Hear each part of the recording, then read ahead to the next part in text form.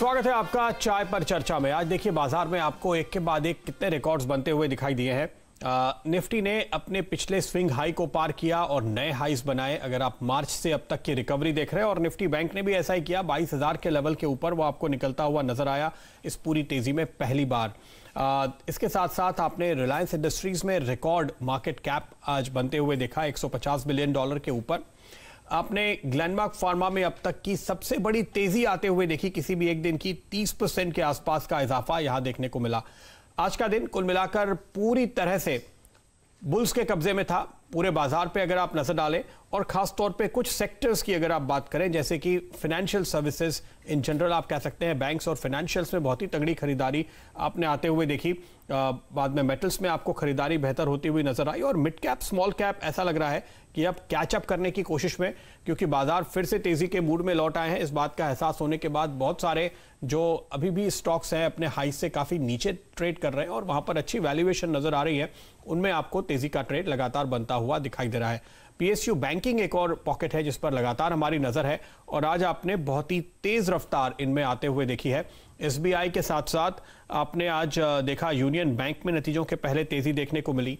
Indian bank में नतीजों के पहले आपने 15% से अधिक का इजाफा देखा, और एक तरीके से इंडियन बैंक के काउंटर पे तो आपको एक ऐलान नजर आया।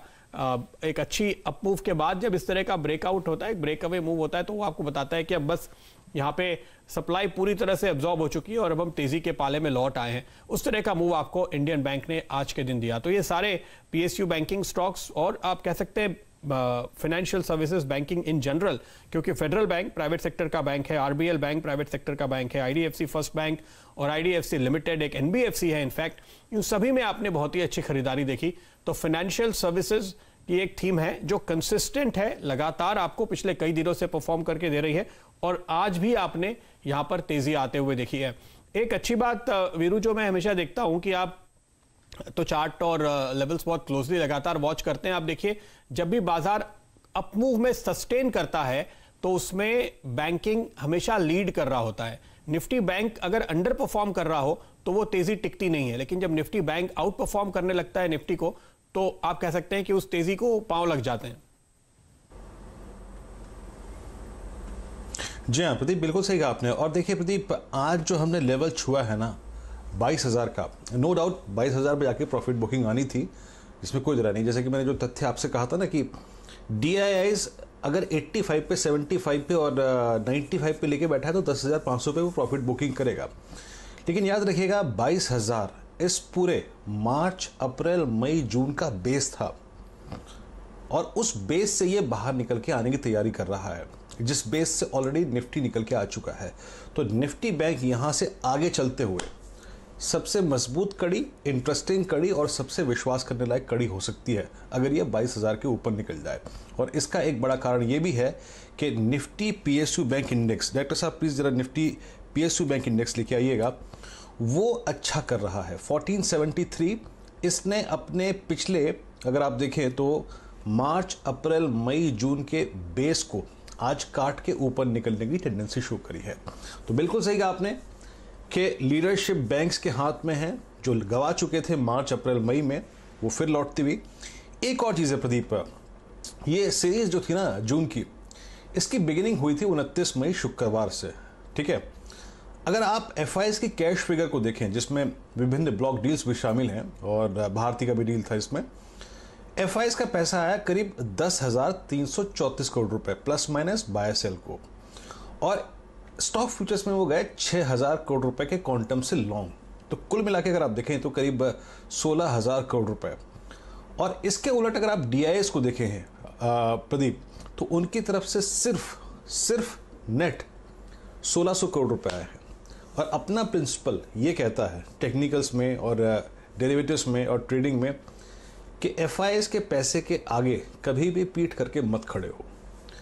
ये जब पैसा आता है ना तो मार्केट में बहुत लॉजिक मत सोचा करो, बस चुपचाप एक स्टॉप लॉस लगाओ और बाजार जिस दिशा में ट्रेड कराए करो।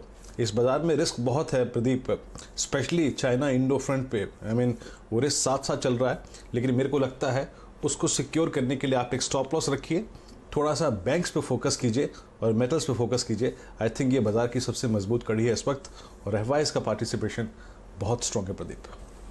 जी हाँ, लेकिन ऐसा लगता है कि बाजार का फोकस इस वक्त ओपनिंग अप के ऊपर ज़्यादा देखने को मिल रहा है, अनलॉक पे ज़्यादा देखने को मिल रहा है और रिस्क की चिंता तो खैर हमें है ही, इसलिए ये स्ट्रैटेजी आप ज़रूर ध्यान में रखें।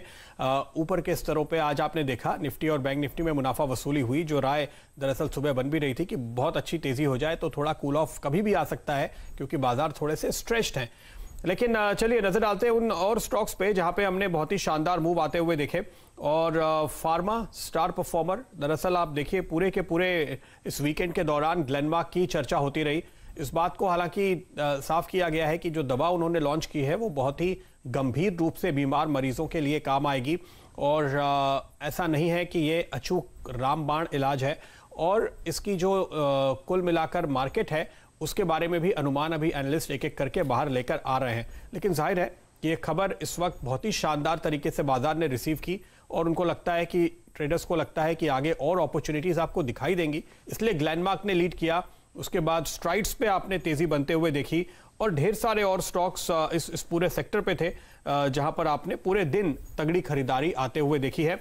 ग्लेनमार्क वायदा कारोबार में न केवल आज का टॉप स्टॉक है बल्कि इसमें करीब करीब 69% का ओपन इंटरेस्ट भी ऐड होता हुआ दिखाई दिया।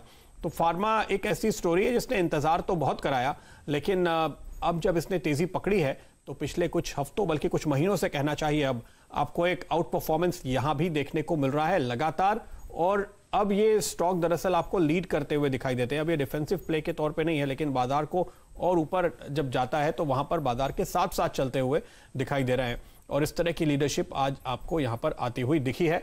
न्यूज फ्लो का काफी ज्यादा असर देखने को मिलता है। ग्लेनमार्क की आज की तेजी में आपने इसकी बड़ी भूमिका देखी है और अगला किस कंपनी पे क्या खबर निकल कर आ रही है उस पर क्लोजली वॉच रखना चाहिए, क्योंकि जैसे जैसे इनको अप्रूवल्स मिलते हैं, जैसे जैसे दवाओं का लॉन्च होता है, वैसे आप तेजी देखते हैं। तो ये एक सेक्टर है जिस पर हमारी नजर लगातार बनी हुई है और ये आउट परफॉर्मेंस जारी रहेगी, यही राय ज्यादातर एक्सपर्ट्स की ओर से निकल कर आई है। हमने आपको आज काफी कॉल्स भी दिए और खासतौर पे सन फार्मा एडवांस रिसर्च एक स्टॉक था जिस पर आपकी नजर होनी चाहिए।